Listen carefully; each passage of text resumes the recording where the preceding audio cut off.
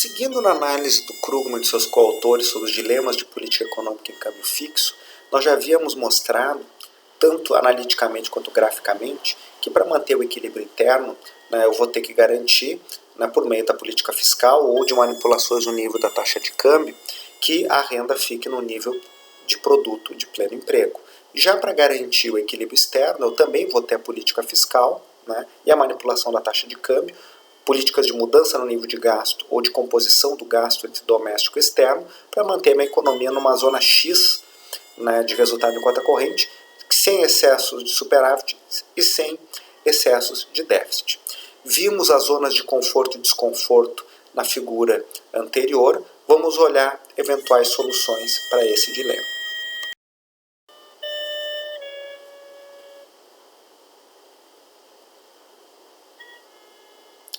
Uma forma de enfrentar o dilema são políticas de mudança de gastos. O que é isso? É usar da política fiscal para ampliar ou reduzir os gastos da economia. Ampliar para quem está com problemas de equilíbrio interno, reduzir para quem está com sobreemprego, ampliar para quem está com desemprego.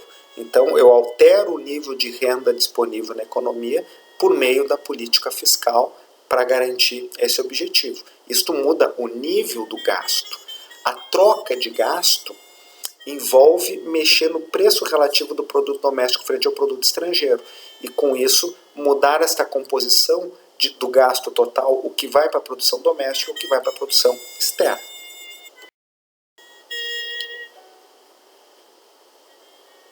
A política de troca de gasto depende de mudança do nível da taxa de câmbio, desvalorizar ou valorizar a minha moeda.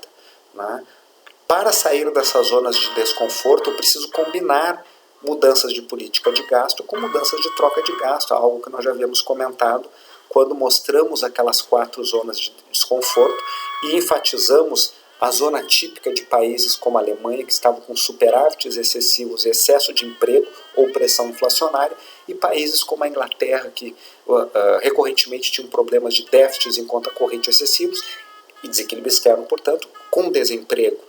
No primeiro caso da Alemanha, contenção fiscal e valorização do marco seriam elementos de uma combinação necessária. No caso britânico, o contrário, desvalorização da libra e expansão fiscal.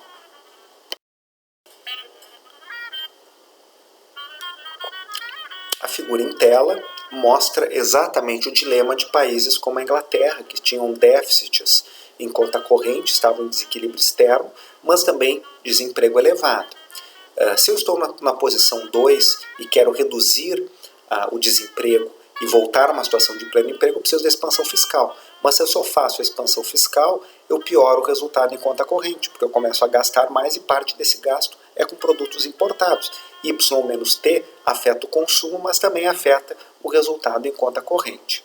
Por outro lado, se eu foco no desequilíbrio externo e faço uma contenção de gastos domésticos, eu vou para o ponto 4 e garanto o equilíbrio externo, mas aprofundo o desemprego. Eu tenho que tentar pular de 2 para 1. Para ir de 2 para 1, eu preciso o quê? Combinar algum nível de desvalorização da libra com um estímulo fiscal expansionista.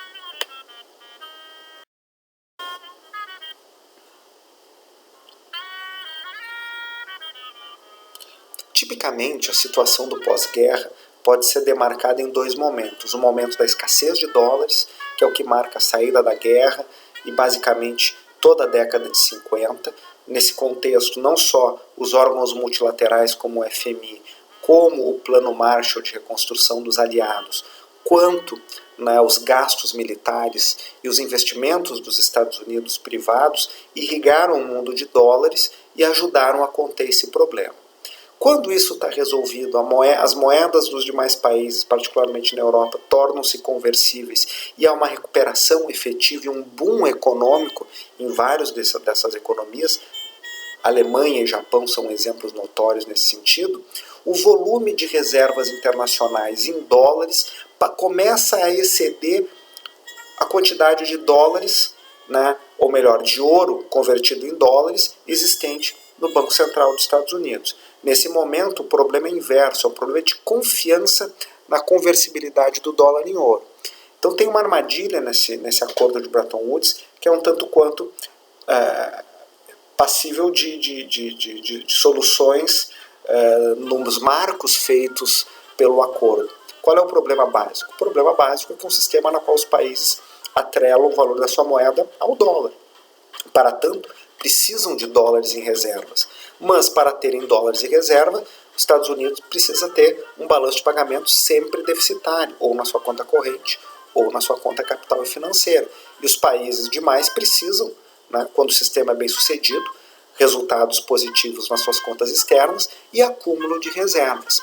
O acúmulo de reservas é um ativo de quem está acumulando e um passivo dos Estados Unidos, ou dos residentes econômicos dos Estados Unidos. Quanto maior é este passivo dos estadunidenses e ativo do resto do mundo, maior pode ser o descasamento entre o valor dessas exigibilidades em dólares fora dos Estados Unidos e o montante em ouro que os Estados Unidos têm naquela conversibilidade, né, se todos os detentores de créditos em dólares, os bancos centrais, forem exigir a conversão de papel pintado com a cara do tio Sam, 35 notinhas por onça de ouro, o Fed não vai ter volume suficiente de ouro. Então isso começa a ser explorado pelos especuladores no mercado do ouro, criando muita instabilidade. No limite, os Estados Unidos vão abandonar esse sistema no começo dos anos 70.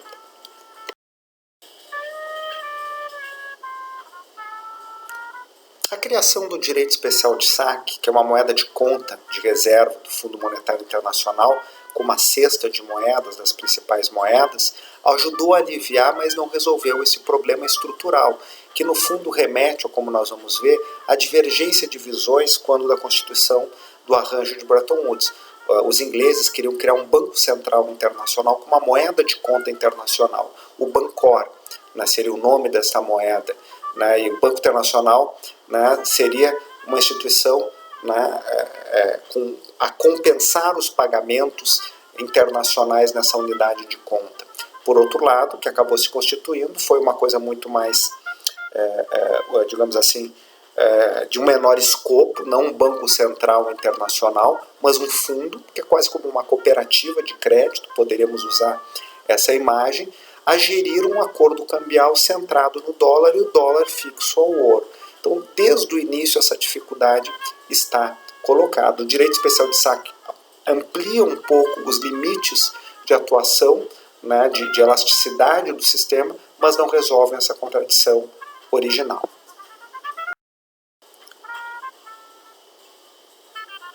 Essa contradição vai se explicitando mais a partir do momento em que os Estados Unidos aceleram seu ritmo de expansão e passam a adotar políticas fortemente expansionistas na área fiscal e monetária. Isso tem muito a ver com o que está acontecendo internamente ao país, os movimentos por direitos civis, que vai gerar políticas sociais de maior integração e uma expansão de gasto, mas também ao esforço externo, né, a guerra do Vietnã. Então, o que vai acontecer na segunda metade, principalmente na segunda metade dos anos 60, é uma expansão de gastos muito maior do que os parceiros e uma expansão inflacionária por meio, como decorrência disso. Isso vai gerar uma pressão para os países que já tinham superávites em conta corrente com os Estados Unidos, que de alguma medida vão se ver numa circunstância de importarem essa pressão inflacionária dos Estados Unidos. Os Estados Unidos estão gastando mais, importando mais. Países como a Alemanha, como o Japão, que já estavam, digamos, com pressão inflacionária e superávites excessivos, vão ter problemas cada vez maiores. Uma alternativa seria os Estados Unidos abdicarem dessas políticas expansionistas, botarem o pé no freio, para usar uma expressão. Mas isso não era algo prático para os estrategistas dos Estados Unidos, não era algo que eles vislumbravam como factível, abdicar dos seus objetivos internos e externos em nome da preservação desse arranjo cambial.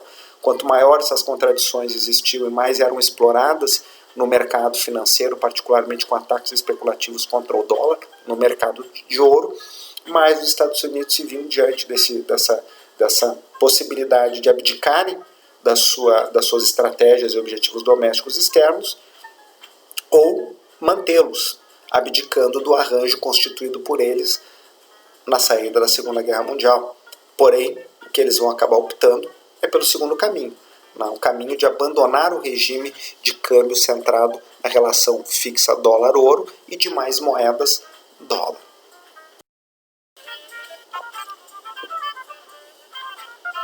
A inflação baixa nos Estados Unidos, na saída da guerra, nos anos 50, foi importante para os países que fixaram o valor das suas moedas ao dólar, porque de alguma forma havia uma âncora, havia um limitador para o descontrole monetário e inflacionário naqueles países. Portanto, eles importaram estabilidade dos Estados Unidos ao fixar o valor das suas moedas ao dólar. Nos anos 60, passam a importar as pressões inflacionárias vindas dos Estados Unidos. Países que não sentiam conforto com os níveis mais altos de inflação sofriam mais e queriam deixar que suas moedas se valorizassem, como no caso da Alemanha.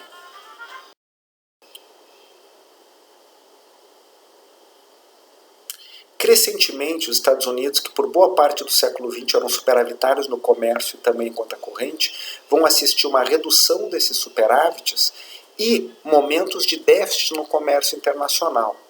Esta relação e este aspecto são um termômetro também da situação de aceleração das políticas domésticas. Lembrando que quando essa aceleração ocorre, eu posso ter pressão inflacionária, é uma manifestação de uma economia que está avançando, gastando muito rapidamente. Outra manifestação é o desequilíbrio externo em conta corrente. Diante desses sinais, a especulação contra o dólar avança.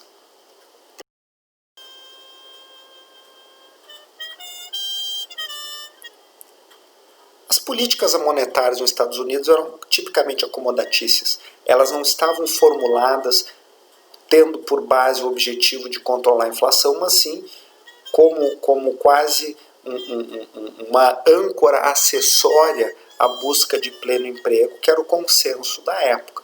Então a aceleração do crescimento da oferta de moeda, de novo, gera uma pressão sobre os países que estão superavitários e, portanto, acabam importando essa tensão internamente às suas economias. Nesse sentido, para o bem e para o mal, o destino da economia global fica sempre atrelado ao que está acontecendo na economia emissora da moeda, que é o ativo de reserva para os demais. Quando há uma aceleração inflacionária nesse país, isso se propaga para fora. Quando há uma pressão deflacionária, isso também se propaga para fora. É a partir desse tensionamento que o sistema vai entrar em colapso no começo dos anos 70, algo que nós vamos detalhar na nossa discussão do ponto 6. O que nós vamos fazer na sequência é um balanço, primeiro das vantagens e desvantagens de ter câmbio fixo e flutuante. Este é um elemento fundamental do debate que vai se inaugurando com essa instabilidade, e também pensar se a economia mundial nos anos 70, 80 em diante poderia conviver com aquele arranjo de câmbio fixo centrado no dólar. Para o Krugman e seus colegas, a resposta é não. Vamos tentar entender o porquê.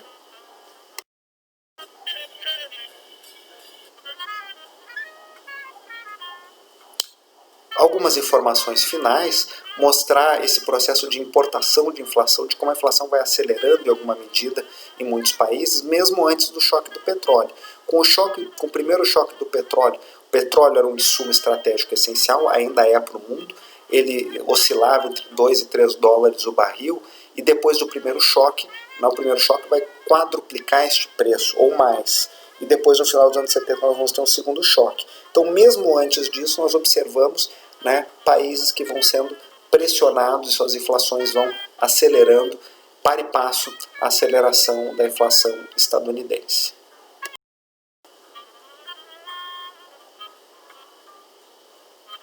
Países com desequilíbrio como a Alemanha e que estavam nessa situação deveriam buscar um novo equilíbrio, valorizando as suas moedas. Era a alternativa para tanto. No limite, isso vai acabar acontecendo quando as moedas flutuam depois de 73 e cada país vai buscar ajustar-se na zona de maior conforto. Não que o dólar deixe de ser importante, como nós vimos desde o primeiro capítulo, ele segue sendo a âncora internacional, mas os arranjos se alteram.